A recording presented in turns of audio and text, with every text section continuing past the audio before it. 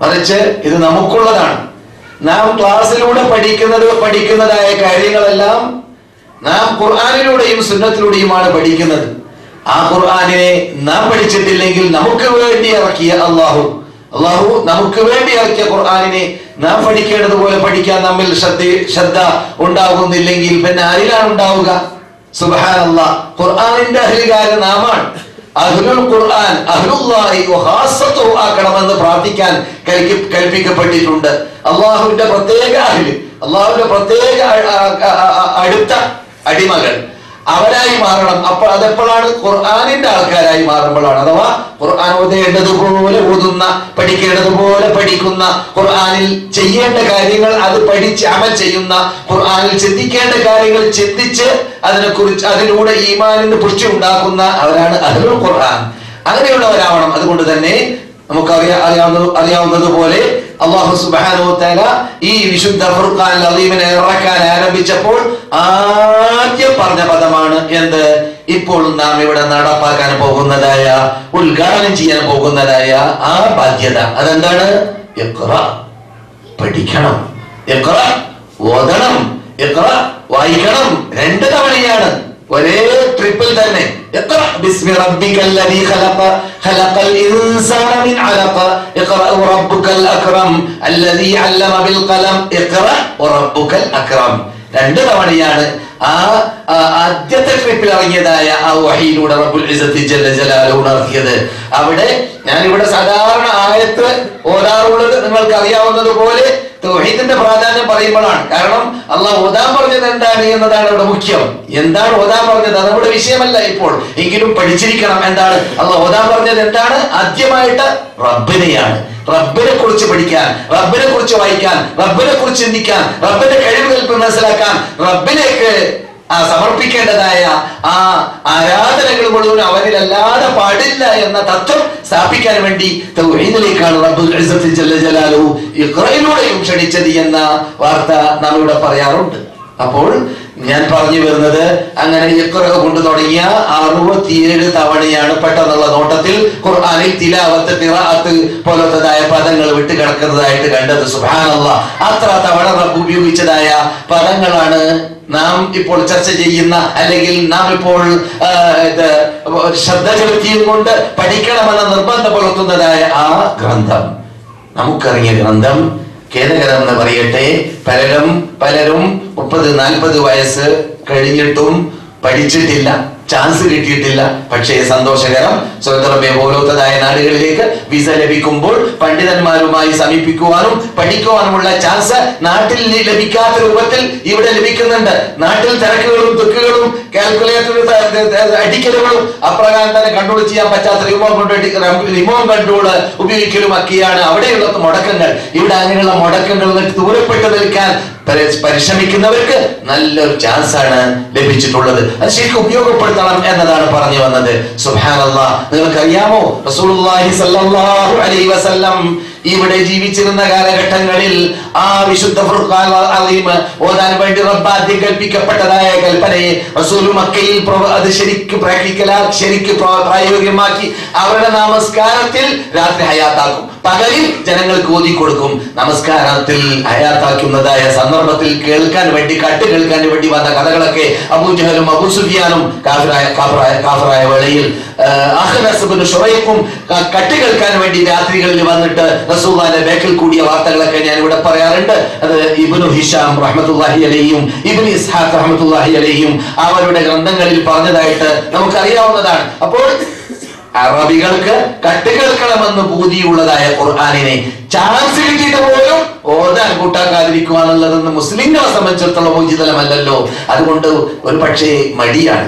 മൗലവിയുടെ മുമ്പിൽ വെച്ചിട്ട് എങ്ങനെ ഓതാ, മൂപ്പര് ഞാൻ ഇതുവരെ ഫാത്തിഹ പോലെ ഓതാൻ പറ്റിയിട്ടില്ല, അറിയാത്ത വ്യക്തിയാണെന്ന് മനസ്സിലാക്കൂലേ, അല്ലെങ്കിൽ ജനങ്ങളുടെ മുമ്പിൽ വെച്ചിട്ട് എങ്ങനെയാണ് ഞാൻ ഓതുക, ഞാൻ ഈ ടിപ് ടോപ്പിൽ കാണുമ്പോൾ വലിയ വ്യക്തിത്വമാണ്, പണ്ഡിതനാണ് എന്നൊക്കെ ജനങ്ങൾ തെറ്റിദ്ധരിച്ച് കാണും. ഇപ്പോൾ അവരുടെ മുമ്പിൽ വെച്ചിട്ട് അൽഹംദുലില്ലാഹ് ഓതേണ്ടി വരുമല്ലോ എന്ന പ്രയാസമൊക്കെ പലർക്കും തോന്നും. അതുകൊണ്ടാണ് ചിലർ എന്ത് ചെയ്യാത്തത്, രംഗത്തിറങ്ങാത്തത്. പക്ഷേ ഇസ്ലാമിന്റെ വീക്ഷണത്തിൽ നമ്മെ പഠിപ്പിക്കുന്നത്, ആയിഷ പറയുന്നു, എനിക്ക് എന്തോ സ്നേഹം ആരോട്? മദീന സ്ത്രീകളോട്. എന്താ കാരണം?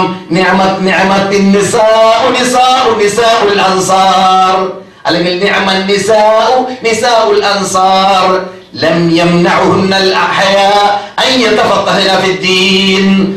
മഹദിയായ നമ്മുടെ ഉമ്മ ആയിഷ റളിയല്ലാഹു തആല അൻഹ പറയുന്നു, നല്ലൊരു സ്ത്രീകൾ, മദീന സ്ത്രീകൾ എന്താണ്, അവർക്ക് ഹയാ എന്നതില്ല. സത്യത്തിന്റെ മുമ്പിൽ, സത്യം പഠിക്കണമെന്നതിന് മുമ്പിൽ അവർക്ക് എന്തില്ല, പൊളിയില്ല.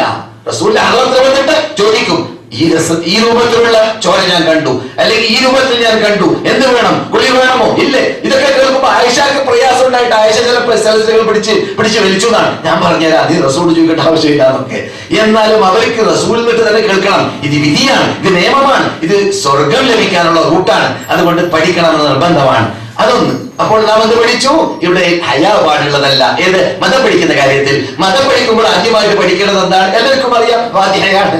തൗഹീദ് കഴിഞ്ഞാൽ ആദ്യം പഠിക്കേണ്ടത് ഫാത്തിഹയാണ്. ഒരാൾ ഇസ്ലാമിലേക്ക് പ്രവേശിച്ചു കഴിഞ്ഞാൽ ആദ്യം പ്രവേശിക്കുന്ന വേളയിൽ നാം അഷ്ഹദു അല്ലാ ഇലാഹ ഇല്ലല്ലാഹ് വ അഷ്ഹദു അന്ന മുഹമ്മദ് റസൂലുള്ളാഹ് എന്ന് പഠിപ്പിച്ചു കൊടുത്ത ശേഷം പിന്നെ എന്താണ് പഠിപ്പിക്കുക?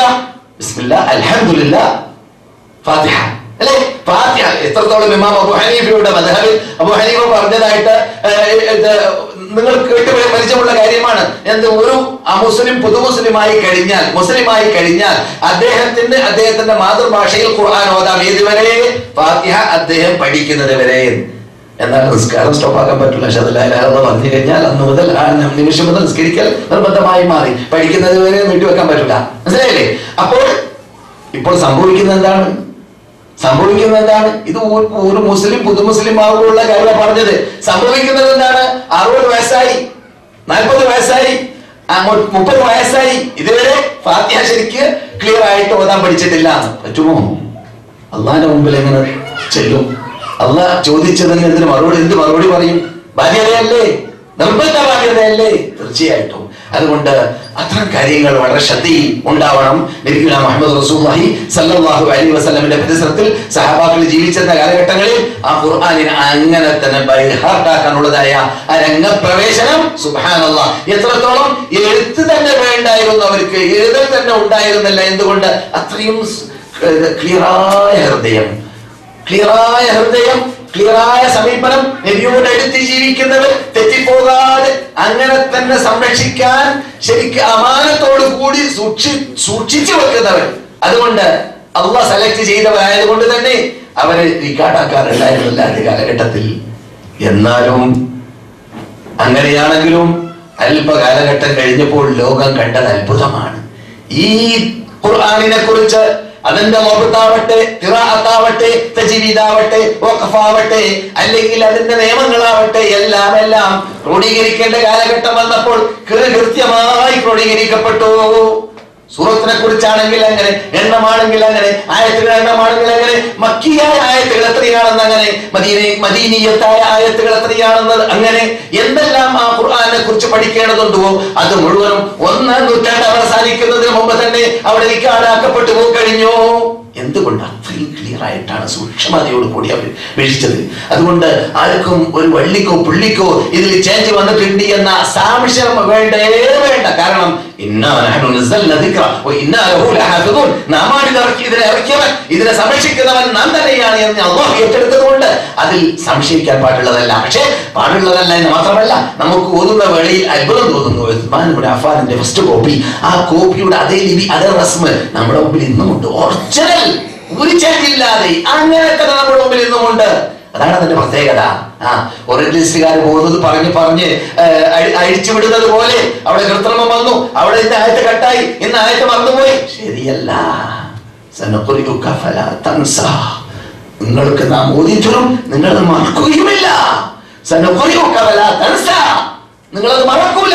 കാരണം تعجل في القرآن من قبل أن يلقى إليك وحي وقل رب زدني علما. ധൃതി കൂട്ടേണ്ടതില്ല. നിങ്ങൾ ഇൽമ വർദ്ധിപ്പിക്കണേ റബ്ബേ എന്ന് പ്രാർത്ഥിച്ചാൽ മതി. പഠിപ്പിക്കേണ്ട, അത് സ്ഥിരമായി നിലനിർത്തേണ്ട, അത് എന്നിട്ട് ജനങ്ങൾക്ക് അതിന്റെ വിശദീകരണം നൽകേണ്ട, നിങ്ങളിലൂടെ നൽകേണ്ട, ഇതെല്ലാം എന്റെ ബാധ്യതയാണ്. സുബ്ഹാനല്ലാഹ്. ലാ തുഹർരിക് ബിഹി ലിസാനക ലിതഅജല ബിഹി ഇന്ന അലൈനാ ജംഅഹു വഖുർആന فإذا قرأناه فاتبع قرآنا ثم إن علينا بيانا. നിങ്ങൾ വെറുതെ കൂട്ടേണ്ടത് ജിബ്രീൽ ഓതുമ്പോൾ കൂടെ തന്നെ ഓതാൻ. അല്ലാഹ് പറയണം അങ്ങനെ കാട്ടണ്ട. അങ്ങനെ ധൃതി കൂട്ടേണ്ട ആവശ്യമില്ല. ശരിക്കും കേൾക്കാം, എന്നിട്ടോ ഉൾക്കൊണ്ട ശേഷം നിങ്ങൾ ഓതുക. പിന്നെയോ അത് നഷ്ടപ്പെട്ടു പോകുമെന്ന പ്രയാസങ്ങൾക്ക് വേണ്ടതില്ല.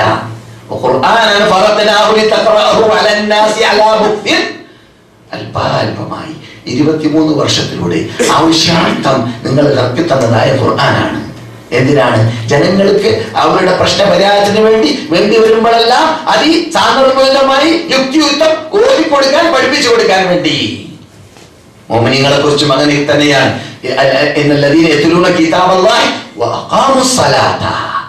അല്ലാഹുവിന്റെ കിതാബിനെ ഓതുന്നവര്, നമസ്കാരത്തെ നിലനിർത്തുന്നവര്, മുസ്ലിംകളുടെ പ്രത്യേകതയിൽ അല്ലാഹു സുബ്ഹാനഹു വ തആല എഴുതുകയാണ്. ഓതുക എന്നതും ഓതുന്നതായ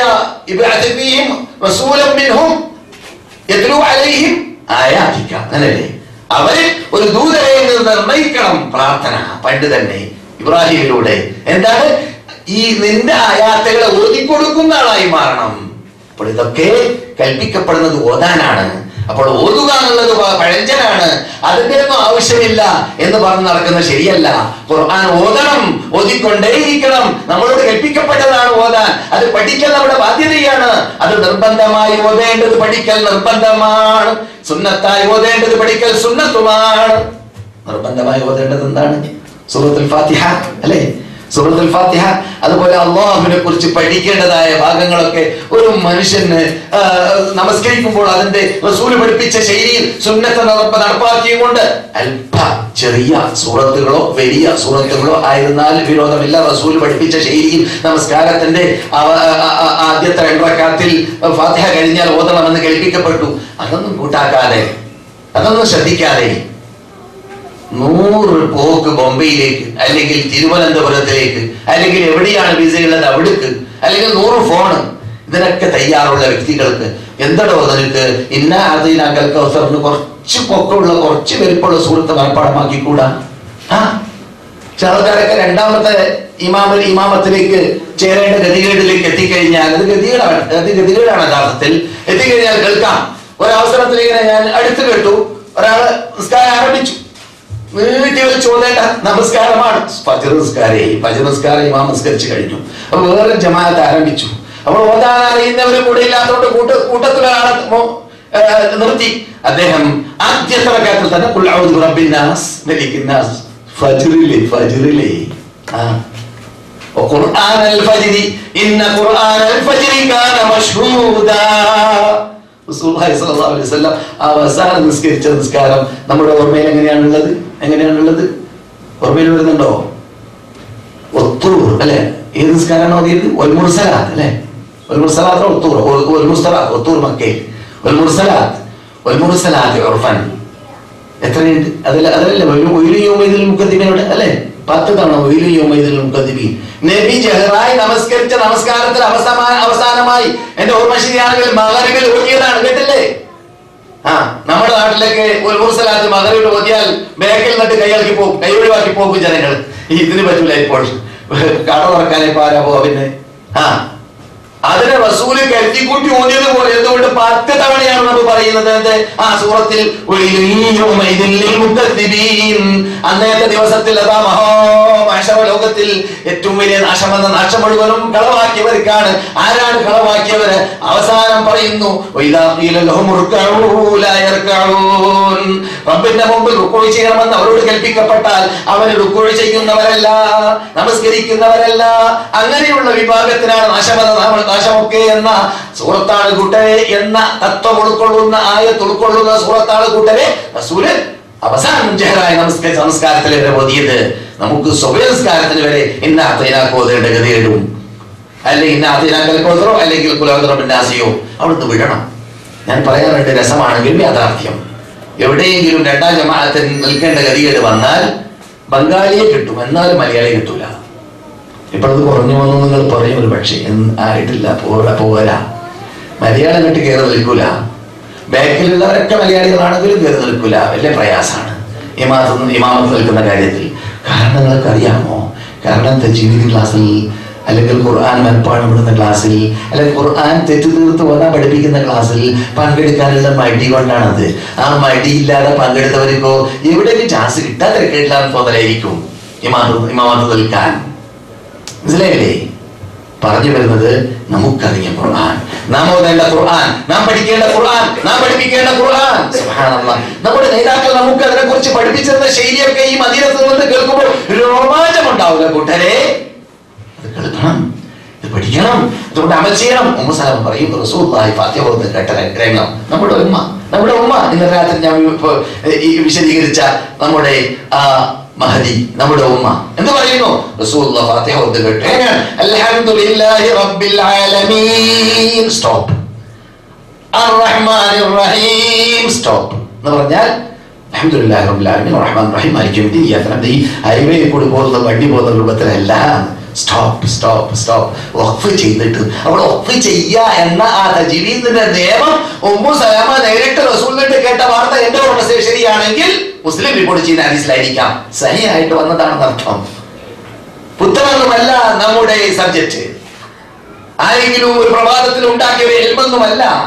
റസൂലുള്ളാഹിന്റെ കാലഘട്ടത്തിൽ തന്നെ സഹാബാക്കൾ അങ്ങുനിങ്ങും ഈ ആയത്ത് എന്നിലിറങ്ങി എന്നൊരാൾ പറയും, മറ്റാൾ പറയും ആ ആയത്ത് എന്നിലിറങ്ങി, മറ്റാൾ പറയും ഈ ആയത്തിന്റെ കുടുംബത്തിലിറങ്ങി, മറ്റാൾ പറയും ആ ആയത്തിന്റെ നാട്ടിലിറങ്ങി. അവർക്കറിയാം ആയത്ത് എന്തിനിറങ്ങി എന്നുള്ളത്. മനസ്സിലായില്ലേ? അപ്പോൾ അതൊരു പുതിയ ഇൽമൊന്നുമല്ല. അവരിങ്ങനെ അങ്ങും ഇങ്ങും മനസ്സിലാക്കി മനഃപ്പാഠമാക്കി വന്നതുകൊണ്ട് തന്നെ അവരുടെ ഇടയിൽ വബത്തുന്നസ് ഉണ്ടായിരുന്നു. റസ്മുൽ ഖുർആൻ ക്ലിയർ ആയിട്ട് അവർക്ക് അറിയാമായിരുന്നു. ഇല്ലെങ്കിൽ എങ്ങനെയോ മഹാനായ അബൂബക്കർ പറയാ സയ്യിദ് ഇബ്നു സാബിത്തിനോട് എഴുതടാ ഖുർആൻ, എഴുതും നിങ്ങൾ ഖുർആൻ എന്ന് കൽപ്പിക്കൽ എങ്ങനെയാണ്? അതറിയാം അവർക്ക് അർത്ഥം. അറിയില്ലെങ്കിൽ പറയില്ലല്ലോ. നാം മനസ്സിലാക്കണം നമ്മുടെ മതത്തെ കുറിച്ച്.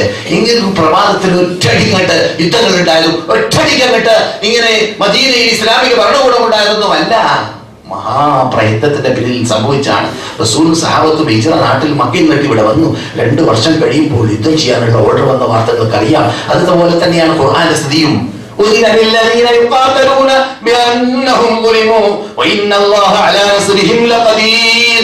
നിങ്ങൾക്ക് അനുവാദം കിട്ടിയിട്ടുണ്ട്, ഇന്നു മുതൽക്ക് നിങ്ങൾ പോരാടിക്കോളി. ഈ പോരാടിക്കോളി എന്ന് ഈ ഓർഡർ കിട്ടുമ്പോൾ കുതിരയിൽ കയറി പരിചയമില്ലാത്ത ആൾക്കാരാണെങ്കിൽ എങ്ങനെയാണ് ഇത് ചെയ്യുക? അപ്പോൾ അതിന്റെ അർത്ഥം അതിന് തയ്യാറായി നിൽക്കുകയാണ് അവർ. നമുക്ക് കുതിരയിൽ കയറാൻ പറ്റുമോ? കുതിരയിൽ കയറാൻ പറ്റുമോ? കയറി നോക്കി, കയറി മേലെ വീഴും താഴെ. കുതിരയിൽ കയറാന്ന് പറഞ്ഞാൽ ഒരു പ്രത്യേക ഇൽമാണത്. പോരാടാന്ന് പറഞ്ഞാലോ ഈ റൈഫിൾ കേൾപ്പിടിച്ചിട്ട് അല്ലെങ്കിൽ വേറെ വല്ല ബോംബ് കേൾപ്പിടിച്ചിട്ട് മിസൈൽ നിങ്ങൾ എഴുതിയ വേണോ? അത് അല്ല, നേർക്ക് നേരെ പോരാട്ടാണ്. വാള് തട്ടാതിരിക്കണം, പരിചയം കൊണ്ട് എതിർക്കണം. അപ്പോൾ അതിന് ഒരുക്കിയ നടത്താം. അങ്ങനെയുള്ള ഒരുക്കം ഖുർആനിന് വേണ്ടിയും ഖുർആൻ പഠിക്കാൻ വേണ്ടിയും ഖുർആൻ പഠിപ്പിക്കാൻ വേണ്ടിയും ഖുർആൻ ഓതിക്കൊടുക്കാൻ വേണ്ടിയും ഖുർആനിലൂടെ ജനങ്ങളെ ചേഞ്ചാക്കാൻ വേണ്ടിയും അവരിലുണ്ടായി. പക്ഷെ നമ്മളിൽ ഉണ്ടാകുന്നില്ല. സുബ്ഹാനല്ലാഹ്, ഖുർആനിന്റെ ആയത്തുകൾ പഠിക്കുക ഓതുക എന്നതും അത് നിയമമനുസരിച്ചിട്ടാവണമെന്നതും യഥാർത്ഥത്തിൽ എന്താണ്? നമ്മുടെ ബാധ്യതയാണ്. അതുകൊണ്ട് ഖുർആനിനെ നീ തർത്തീലായി ഓതണമെന്ന് ഖുർആനിൽ കൽപ്പനയുണ്ട്. പിന്നെന്താണ്? ഈ വിശുദ്ധ ഖുർആൻ അദീം നാം ജീവിതത്തിൽ നടപ്പാക്കാൻ വേണ്ടി ഖുർആൻ ഓതുമ്പോൾ ഈ തജ്വീദ് അനുസരിച്ചിട്ട് ഓതിയാൽ മാത്രം പോരാ, അതിനെക്കുറിച്ച് എന്ത് വേണം? പഠിക്കണം, ചിന്തിക്കണം. അത് 2ാമത്തെ ഭാഗമാണ്. പക്ഷെ അത് മെയിൻ ഭാഗമാണ്. 2ാമത്തെ ഭാഗമാണ് എന്ത്? അതിനെ കുറിച്ച് ചിന്തിക്കണം, അതിനെ കുറിച്ച് ചിന്തിച്ചിട്ട് അതിൽ അമൽ ചെയ്യണം എന്നത്. പക്ഷേ അത് നമ്പറിൽ 1ാമത്തെ ഭാഗമാണ്. എന്താണ് അതിന്റെ അർത്ഥം? ഖുർആൻ അർത്ഥം ഉൾക്കൊള്ളാതെ വെറും വായിച്ചിട്ട് അതിലൂടെ കൂലി സമ്പാദിക്കുക എന്നത് എന്താണ്? യഥാർത്ഥത്തിൽ 2ാമത്തെ ഭാഗമാണ്. ആദ്യത്തെ ഭാഗം എന്താണ്? ഖുർആൻ ഇറങ്ങിയ ലക്ഷ്യത്തിന് വേണ്ടി ജീവിക്കുക. അതെന്താണ്? ഖുർആൻ എന്തിനു വേണ്ടി ഇറങ്ങി? അതുകൊണ്ട് അമൽ ചെയ്യാൻ വേണ്ടി ഇറങ്ങി. അപ്പോൾ ഖുർആൻ കൊണ്ട് അമൽ ചെയ്യാൻ വേണ്ടി ഇറങ്ങിയതായതുകൊണ്ട് തന്നെ റസൂലുള്ളാഹി സ്വല്ലല്ലാഹു അലൈഹി വസല്ലം അലി ഇബ്നു അബീ ത്വാലിബിന്റെ വാക്കായിരിക്കാം എന്റെ ഓർമ്മ ശരിയാണെങ്കിൽ, എത്ര പേര് ഖുർആൻ ഓതുന്നു, ഖുർആൻ അവനെ ശപിക്കുന്നു എന്ന ഭാഗം. ഖുർആൻ ഓതുന്നു, ഖുർആൻ അവനെ ശപിക്കുന്നു എന്ന ഭാഗം. ഈ ഭാഗം ഒരവസരത്തിൽ നമ്മെ മദീനത്തുള്ളതായ റസൂലുള്ളാഹിന്റെ വീട്ടിലൂടെ ഇബ്നു അബ്ബാസ് പഠിപ്പിക്കുന്നു. ശ്രദ്ധിക്കുക.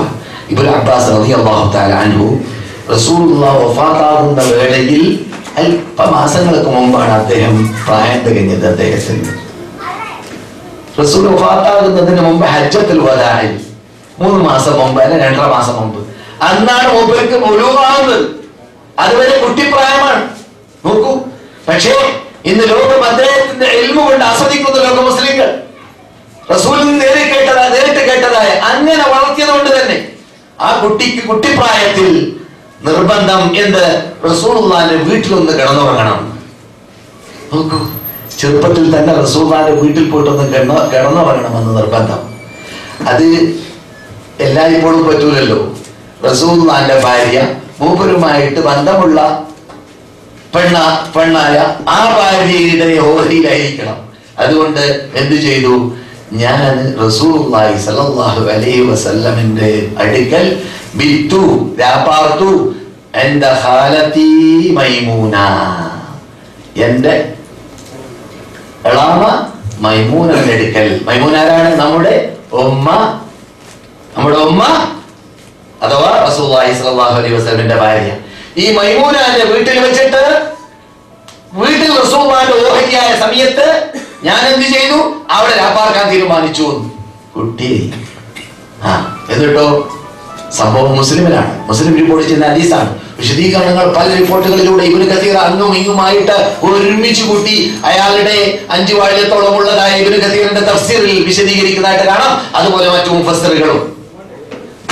ചുരുക്കത്തിൽ അദ്ദേഹം പറയുന്നു, ഞാൻ കടന്ന് അവരുടെ വീട്ടില് താമസിക്കാൻ തീരുമാനിച്ചപ്പോൾ റസൂലുള്ളാഹിന്റെ വീടൊക്കെ 3 ആൾ താമസിക്കാൻ സ്ഥലമുണ്ടോ?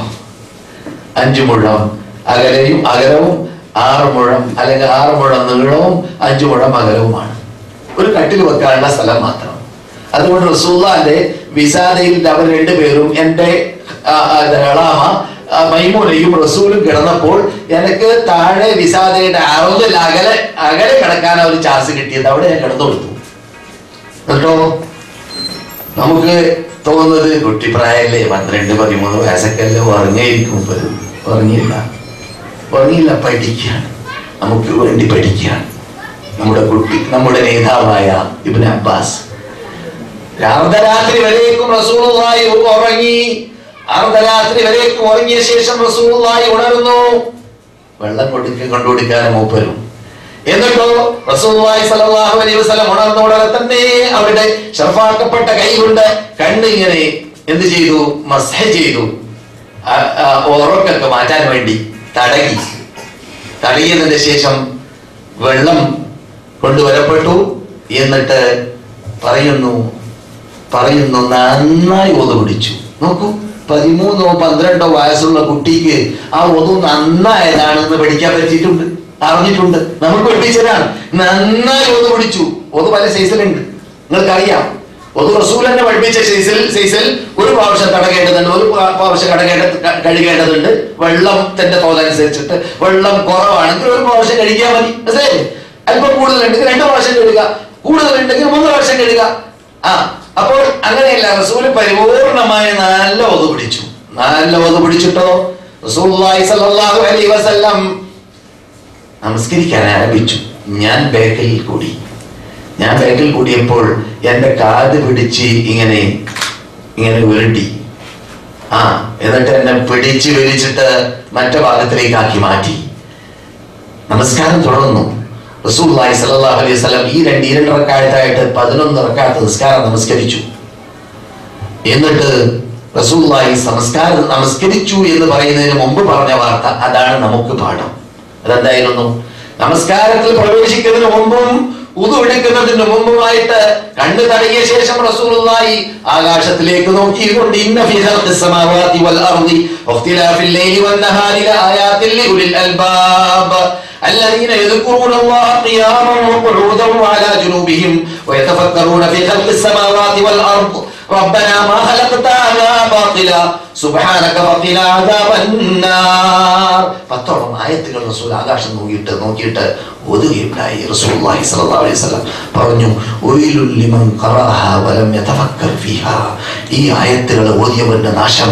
ഇതിനെക്കുറിച്ച് ചിന്തിക്കുന്നില്ലെങ്കിൽ, ഈ ആയത്തുകൾ ഓതിയവന്റെ നാശം. ഇതിനെക്കുറിച്ച് ചിന്തിക്കുന്നില്ലെങ്കിൽ ഈ ആയത്ത് ഓതിയവന്റെ നാശം. അതിന്റെ അകത്തുള്ളതായ അർത്ഥ ഗാംഭീര്യം ഉൾക്കൊള്ളുന്നില്ലെങ്കിൽ എന്ന അർത്ഥം പറഞ്ഞുകൊണ്ടാണ് റസൂലുള്ളാഹി സ്വല്ലല്ലാഹു അലൈഹി വസല്ലം പിന്നെ ഒതു പിടിച്ച് നമസ്കാരത്തിൽ പ്രവേശിച്ചത്. വാർത്ത പറഞ്ഞു തരുന്നത് നമ്മുടെ നേതാവായ ഇബ്നു അബ്ബാസ് സൂക്ഷ്മത പാലിച്ചതുകൊണ്ട് ചരിത്രം പറയുന്നു, മക്കയിൽ താമസിക്കാൻ പേടിയായിരുന്നു മൂപ്പർക്ക്. മൂപ്പർ എവിടെയാണ് മരിച്ചത്? തായിഫിലാണ്. എന്തുകൊണ്ടാണ് തായിഫിൽ മരിച്ചു? തായിഫിൽ ജീവിച്ചിട്ടുണ്ട്. എന്നാൽ തായിഫിൽ ജീവിച്ചു, മക്കയിൽ ജീവിച്ചൂടെ?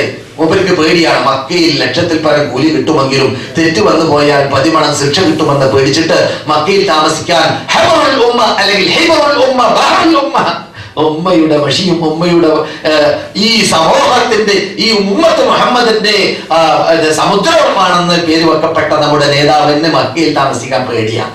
നമുക്ക് പേടിയില്ലെന്ന് മാത്രമല്ല, താമസിച്ചതോടൊപ്പം തെറ്റ് ചെയ്യാനും പേടിയില്ലതാ. നമുക്ക് മക്കയിലും മദീനയിലും താമസിച്ചതോടൊപ്പം തെറ്റ് ചെയ്യാനും പേടിയില്ല. എനിക്ക് പണ്ട് കാലഘട്ടങ്ങളിലൊക്കെ പരിചയമുണ്ട്. മലയാളികളിൽ കേരളക്കാരിൽ മക്കയിൽ താമസിക്കുന്നവരിൽ 5 വക്ത് നിസ്കരിക്കാത്തവരും ഫിലിമിലൂടെയും വീഡിയോ കേസറ്റിലൂടെയും, പണ്ടത്തെ കാലഘട്ടത്തിൽ വീഡിയോ കേസറ്റ് ആണല്ലോ, ടൈം വേസ്റ്റ് ആക്കുന്നവരെയും അല്ലാഹുവിന്റെ ഹീദായത്തിലാക്കട്ടെ. അങ്ങനെയുള്ള നമ്മുടെ പരിസരത്തിൽ ഇവിടെയും മലയാളികളിലുണ്ട്. റസൂലുള്ളാഹിന്റെ പള്ളി കാണാത്ത, ഈ അബൂദർ പള്ളി വരെ കാണാത്ത, ഫിലിം കണ്ടിട്ടോ തോന്നിവാസം കണ്ടിട്ടോ ടൈം വേസ്റ്റ് ആക്കുന്നതായ എന്റെ ദേശക്കാർ, എന്റെ നാട്ടുകാർ, എന്റെ ഭാഷക്കാർ, അവർ അല്ലാഹു ഹിദായത്തിലാക്കട്ടെ, സന്മാർഗത്തിലേക്ക് നയിക്കട്ടെ. മഹാപകടം പറഞ്ഞു വരുന്നത്, ഇവിടെ ഇറങ്ങിയതായ ഖുർആനിനെ നാം പഠിക്കേണ്ട ശൈലി നമ്മുടെ നേതാക്കൾ നമുക്കിവിടെ കൃത്യമായി പഠിപ്പിച്ചു പോയതാണ് എന്നല്ല, ഒരു വിദഗ്ധായ ഭാഗമല്ല. പിന്നെ ചർച്ചയുണ്ട്. തജ്വീദോട് കൂടി ഓതുക എന്നതിൽ ഏതൊക്കെയാണ് നിർബന്ധമായ ഭാഗം, ഏതൊക്കെ ഒഴിവാക്കിയാലാണ് തെറ്റുകാരാവുക അല്ലാഹുവിന്റെ അടുക്കൽ? ഇതിൽ ചർച്ചയുണ്ട് പണ്ഡിതന്മാരുടെ ഇടയിൽ. അതിൽ അല്ലാഹു സുബ്ഹാനഹു വ തആല സൃഷ്ടികളെ അങ്ങേയറ്റം അനുഗ്രഹിക്കുന്ന നമ്മുടെ ഖാലിഖായ, റാസിഖായ, ഗഫൂറായ, റഹീമായ റബ്ബുൽ ഇസ്സത്ത് കണ്ടില്ല. ആജിമാരെ അനുഗ്രഹിച്ചത്, നമ്മുടെ സദസ്സിൽ ആജിമാരെ കാണുന്നുണ്ട്. ആജിമാരെ അനുഗ്രഹിച്ച് എന്ത് കാട്ടി? നിർബന്ധമായിട്ട് ഒരു വാക്ക് ചെല്ലാൻ അവരോട് കൽപ്പിച്ചില്ല. ഉണ്ടോ? ആജിമാര് നിർബന്ധമായി ചെല്ലേണ്ട വല്ല മതമുണ്ടോ? എന്താ? അള്ളാഹുവിന്റെ അനുഗ്രഹമാണ്. അള്ളാഹ്ക്കറിയാം ഈ 60 കൊല്ലം 70 കൊല്ലം നിസ്കരിക്കുന്നതായ ഈ മുഹമ്മദ് ആജിയോട് ഫാത്തിഹ ഓതണമെന്ന് ഒരു തജ്വീദ് അനുസരിച്ചിട്ട് വിവരമുള്ള ഒരു പണ്ഡിതൻ ഓതാ പറഞ്ഞാൽ ആചാര്യ എന്ന് പറയും. അയാൾ പറയും പോരാ, എന്ന് പറയും. എന്താ 30-60 കൊല്ലായി ഓതുന്നത്? ശരിയായിട്ടില്ല അല്ലേ? അപ്പോൾ മനുഷ്യൻ അവന്റെ മാതൃഭാഷയാണെങ്കിലും അല്ലെങ്കിലും അറബി ഭാഷ ശരിക്കും ആഴത്തിൽ അത് ഉച്ചരിക്കേണ്ട സ്ഥലത്തിൽ നിന്നിട്ട് ഉച്ചരിച്ച് പഠിക്കാൻ പരിശ്രമിക്കാത്ത ആളാണെങ്കിൽ പ്രയാസമുണ്ടാകും എന്നതുകൊണ്ട് തന്നെ അല്ലാഹു സുബ്ഹാനഹു വ തആല എന്ത് ചെയ്തില്ല? ഇന്നത് കൊല്ലത്തിൽ ഇത് ദൈനംദിനം ചെയ്യുന്ന നമസ്കാരത്താണ് പറയുന്നത്. എന്നിരിക്കുമ്പോൾ ജീവിതത്തിൽ ഒരു പ്രാവശ്യം മാത്രം നിർബന്ധമായ ഹജ്ജിൽ നിങ്ങൾ ഇന്നത് ചെല്ലണമെന്ന് കൽപ്പിച്ചാൽ ചെല്ലാൻ ആളെ കിട്ടൂല എന്ന് അല്ലാഹുക്കറിയാം. അതുകൊണ്ട് ചെല്ലാൻ അല്ലാഹു കൽപ്പിച്ചിട്ടുമില്ല. പിന്നെന്താണ് കൽപ്പിച്ചത്? ചെല്ലേണ്ടതെല്ലാം സുന്നത്താണ്. എത്തേണ്ട സ്ഥലത്ത് എത്തണം, എറിയേണ്ട സ്ഥലത്ത് എറിയണം, കറങ്ങേണ്ട സ്ഥലത്ത് കറങ്ങണം, കുടിക്കേണ്ട സ്ഥലത്ത് കുടിക്കണം, താമസിക്കേണ്ട സ്ഥലത്ത് താമസിക്കണം. അതാണ്, മനസ്സിലായില്ലേ? എന്നതുപോലെ അള്ളാഹു നമ്മെ അനുഗ്രഹിച്ചതിൽപ്പെട്ടതാണ് ഈ തജ്വീദിന്റെ ഖവാഇദ് അനുസരിച്ചിട്ട് ഓതുക എന്നത്. ഖുർആനിനെ ഓതേണ്ടതുപോലെ ഓതി അള്ളാഹുവിന്റെ അടുക്കൽ സാമീപ്യം നേടാൻ ഉദ്ദേശിക്കുന്നവർക്ക്, കൂലി നേടാൻ ഉദ്ദേശിക്കുന്നവർക്ക്, ബാധ്യത നിർവഹിക്കാൻ ഉദ്ദേശിക്കുന്നവർക്ക്, എവിടെയെങ്കിലും ഇമാമത്തിൽ കേണ്ടി വന്നാലെങ്കിലും അത് ഉപയോഗപ്പെടുത്താൻ ഉദ്ദേശിക്കുന്നവർക്ക്, അവരുടെ സ്വന്തം കുട്ടികൾ ഇപ്പോൾ പഠിക്കുന്ന വേളയിൽ കുട്ടി പാടാക്കിയോ പഠിച്ചില്ലേ, മനപ്പാടമാക്കി വിട്ടില്ലേ എന്ന് പരിശോധിക്കാൻ വേണ്ടി അത് സഹായകമാകണമെന്ന് നിർബന്ധമുള്ളവർക്ക്, ഇവർക്കെല്ലാം അത് വളരെ അനിവാര്യമാണ്. ഇപ്പോൾ സെക്കൻഡ് ലാംഗ്വേജ് ആയിട്ടോ അല്ലെങ്കിൽ ഇംഗ്ലീഷ് ഭാഷ തന്നെ മെയിൻ ഭാഷയായിട്ടോ പരിഗണിച്ചുകൊണ്ട് എംബസിയുടെ സിലബസ് അങ്ങനെയാണെന്ന് തീരുമാനിച്ചിട്ട് നമ്മുടെ കുട്ടികളൊക്കെ ഗൾഫിലേക്ക് വന്നതായ ആൾക്കാരുടെ കുട്ടികളൊക്കെ എന്ത് ചെയ്യുന്നു? അവരുടെ ഭാഷ ഇംഗ്ലീഷാക്കി മാറ്റുന്നു. വീട്ടിലേക്ക് കുട്ടികൾ എത്തുമ്പോൾ കുട്ടികൾക്ക് മലയാളം മര്യാദയായി മാറി. അങ്ങനെ എത്രയോ പേര് ഇപ്പോൾ ട്യൂഷൻ വെച്ചിട്ട് ഇംഗ്ലീഷ് പഠിക്കാണ് ജിദ്ദയിലും ദമ്മാമിലും റിയാദിലൊക്കെ. എന്തിനാ? കുട്ടികൾ പറയുന്ന ഭാഷ മനസ്സിലാക്കാൻ വേണ്ടി. മനസ്സിലായില്ലേ? കുട്ടികളെ ഇംഗ്ലീഷ് പഠിച്ചിട്ട് വാപ്പ പെട്ടു, ഉമ്മയും പെട്ടു. അതുകൊണ്ട് അവര് എന്നാലും അറബി പഠിക്കൂല, എന്നാലും കുട്ടിക്ക് അറബി പഠിപ്പിക്കൂല. എന്തോ ഒരു കഷ്ടം. നമ്മുടെ ഭാഷയാണ് യഥാർത്ഥത്തിൽ അറബി. അറബി ഭാഷ പഠിക്കൽ മുസ്ലിം ലോകത്തിന് നിർബന്ധമാണ് എന്ന് എനിക്ക് വാദമില്ല, ഇസ്ലാമിന്റെ വാദമില്ല. എങ്കിലും അത് യഥാർത്ഥത്തിൽ അള്ളാഹ് പറഞ്ഞ ഈ ശൈലിയുണ്ടല്ലോ,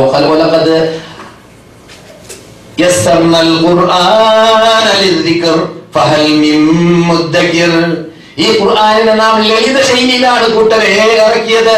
ആരുണ്ട് ചിന്തിക്കാൻ, ആരുണ്ട് പഠിക്കാനും ചിന്തിക്കാനും മുന്നോട്ട് വരുന്നവർ ആരുണ്ട്? വരട്ടെ. അള്ളാഹ് മാടി വിളിക്കുകയാണ്, നമ്മയാണ്. നമുക്കറിഞ്ഞ ഖുർആനിലാണത്. അള്ളാഹു പല തവണ, 4 തവണ ഒരു സൂറത്തിൽ തന്നെ, എന്റെ ഓർമ്മ ശരിയാണെങ്കിൽ ആ വാക്ക് മടക്കി പറയുന്നുണ്ട്. നിങ്ങൾ എന്താ ഖുർആനെ കുറിച്ച് ചിന്തിക്കാത്തത്?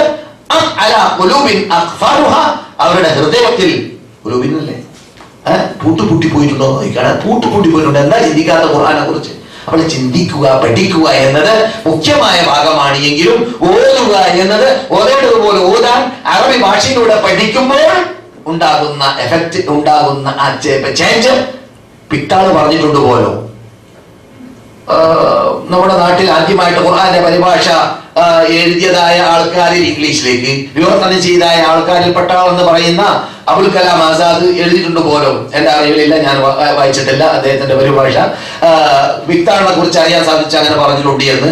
അങ്ങനെ ഖുർആന്റെ പരിഭാഷ ഇംഗ്ലീഷിലേക്ക് എഴുതിയ പലരും പറഞ്ഞു എന്നാണ്. എന്ത്?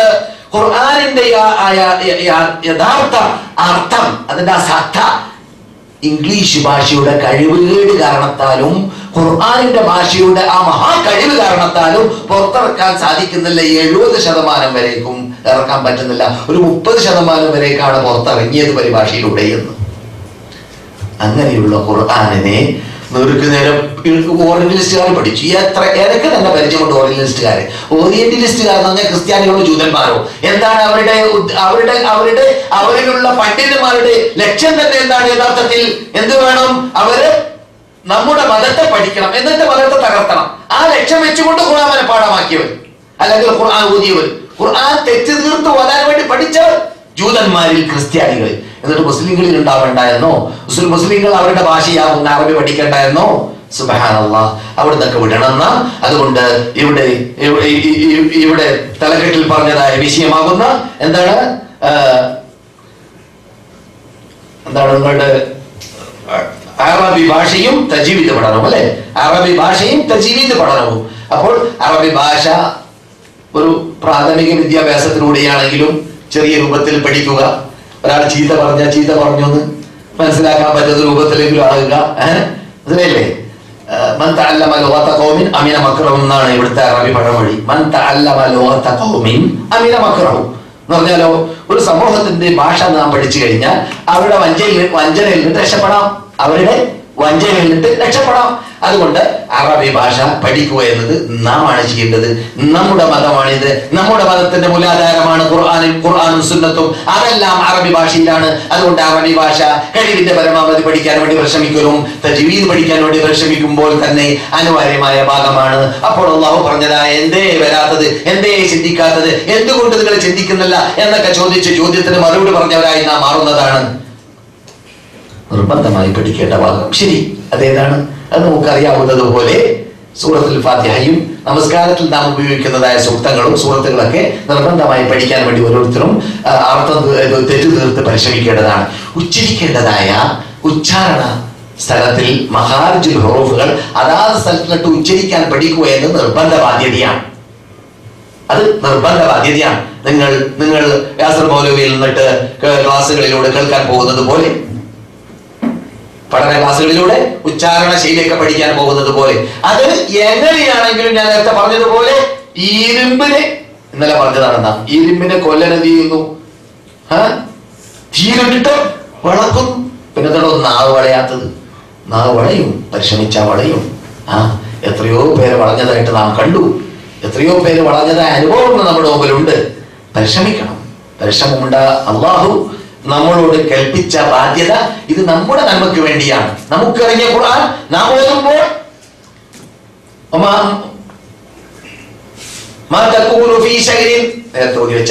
നീ എവിടെയെങ്കിലും എന്തെങ്കിലും പ്രശ്നത്തിലാകുമ്പോൾ നീ അള്ളാഹുവിന്റെ കലാമിൽ നിന്നിട്ട് പാരായണം ചെയ്യുമ്പോൾ, നീ ഖുർആൻ പാരായണം ചെയ്യുമ്പോൾ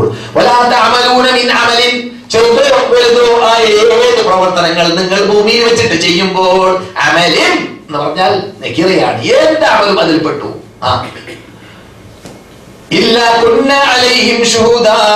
അല്ലയോ എന്റെ അടിമകളെ, ജിന്നുകളെ, ഇൻസുകളെ, നിങ്ങൾ ചെയ്യുന്നത് മുഴുവനും, നിങ്ങൾ ഓതുന്ന ഖുർആൻ ആസകലവും ഞാൻ അതിനെ കണ്ടുകൊണ്ടേ ഇരിക്കുന്നുണ്ട്, ഞാൻ അതിന് ദൃക്സാക്ഷിയാണ്.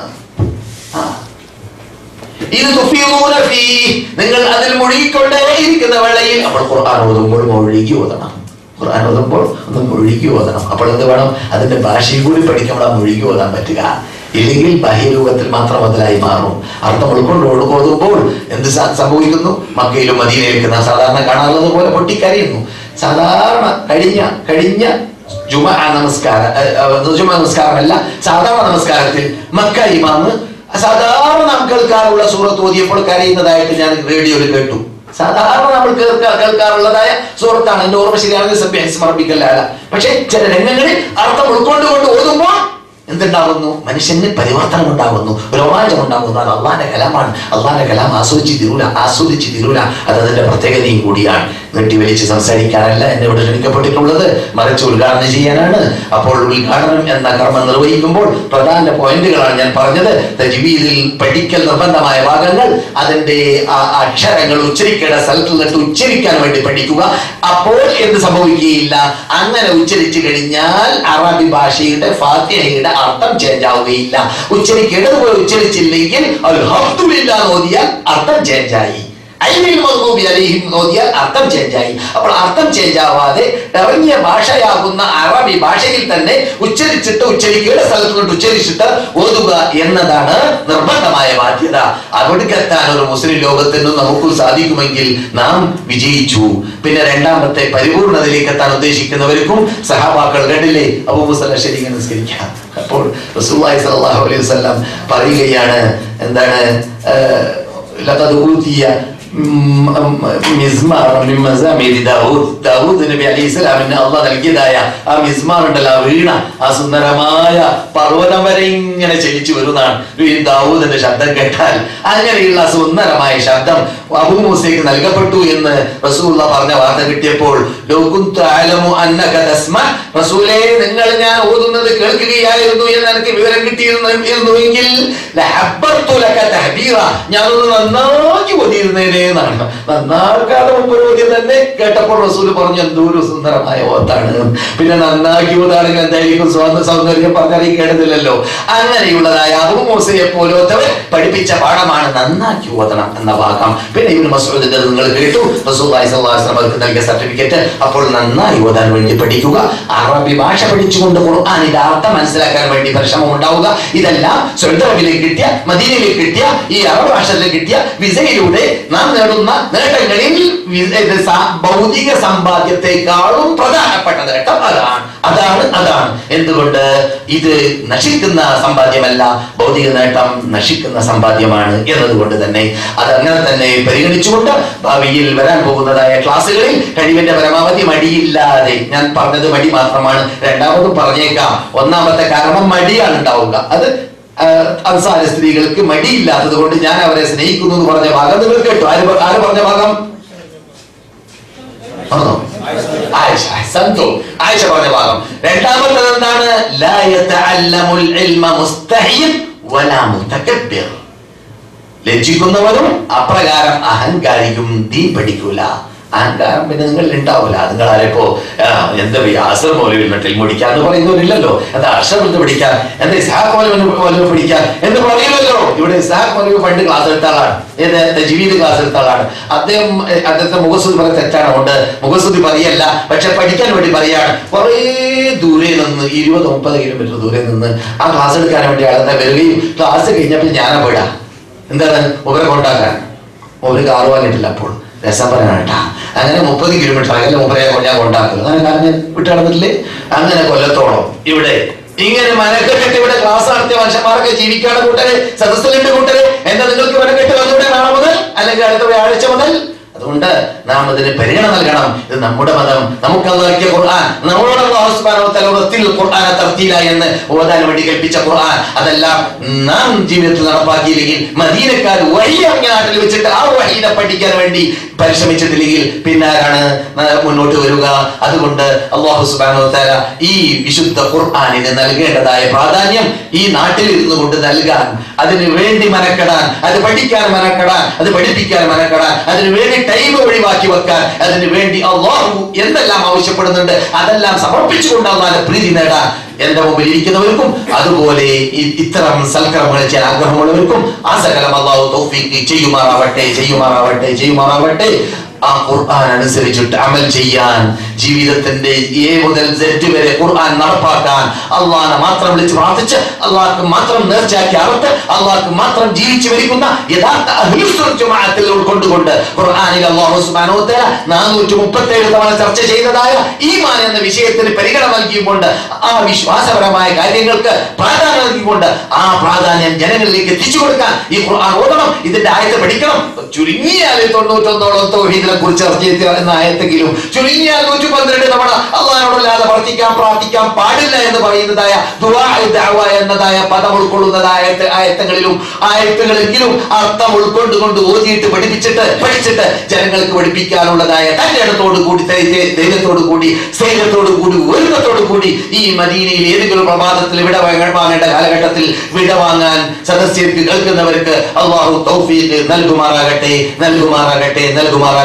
ഇതിലേക്ക് എല്ലാവരും കഴിവിന്റെ പരമാവധി അവരവരാൾ സാധിക്കുന്നതായ കഴിവുകൾ ഉൾക്കൊള്ളിച്ചുകൊണ്ട്, കഴിവുകൾ ഉപയോഗിച്ചുകൊണ്ട് മുന്നോട്ട് രംഗത്തിറങ്ങണം. സ്ത്രീകളാവട്ടെ പുരുഷന്മാരാവട്ടെ എന്ന് പറഞ്ഞുകൊണ്ട് ഈ സദ്യമത്തിന് ഉദ്ഘാടന കർമ്മം നിർവഹിച്ച് ഞാൻ എന്റെ സംസാരത്തിന് സമാപനമിടുന്നു. അസ്സലാമു അലൈക്കും വറഹ്മത്തുള്ളാഹി വബറകാതുഹു. അല്ലാഹുമ്മ സല്ലി വസല്ലിം വബാരിക് വഅൻഇം അലാ അബ്ദിക വറസൂലിക മുഹമ്മദ്.